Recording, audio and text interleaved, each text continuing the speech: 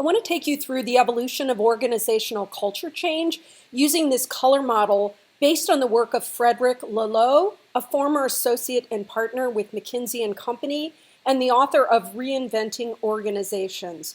Each stage is an attempt to progress, and each still exists today. The first stage is the red stage. This is the most primitive culture structure based on a strong man who exerts authority through fear.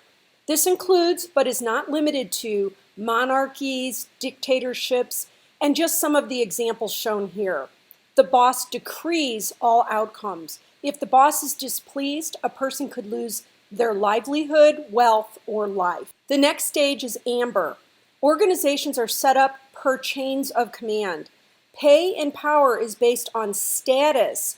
In other words, one's title, rank, seniority, education, gender, wealth, and more.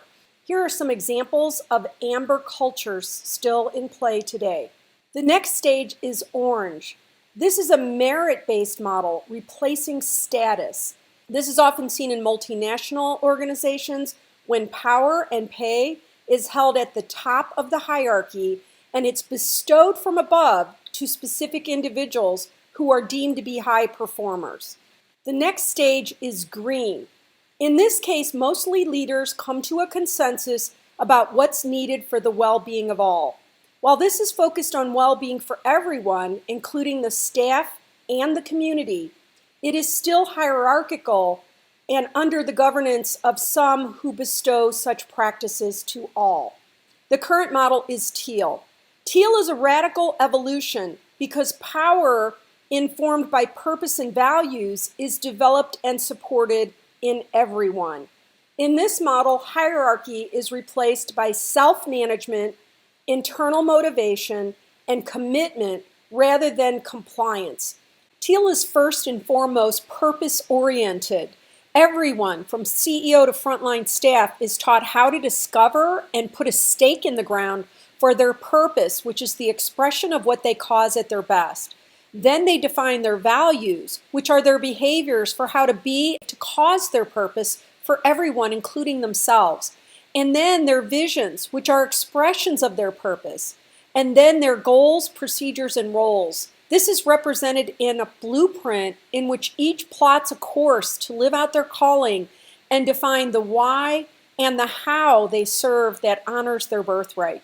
This causes everyone to create the conditions in which they all can love their lives at work and at home. Everyone is taught freedom with responsibility because freedom without responsibility becomes anarchy, and responsibility without freedom becomes coercion and tyranny.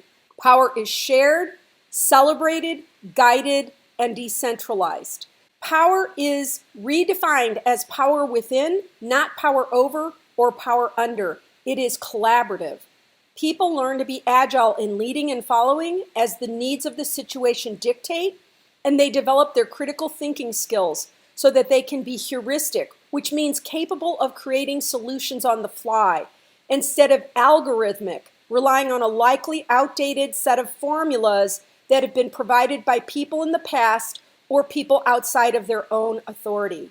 With today's speed of change and complexity, organizations are moving to digital and agile methodologies and transformations, and their people must become equally agile. Finally, wholeness in every person is upheld as a value and a practice so that people feel psychologically safe and can show up congruent, confident, mentally stable, resilient, and authentic. Teal is the only culture model that consistently supports the 4 core needs in all people, helping them gain a healthy sense of belonging and significance in which each feels empowered, lovable, which is seen, heard, and liked, connected, and contributing. Teal is seeking to become mainstream at this time.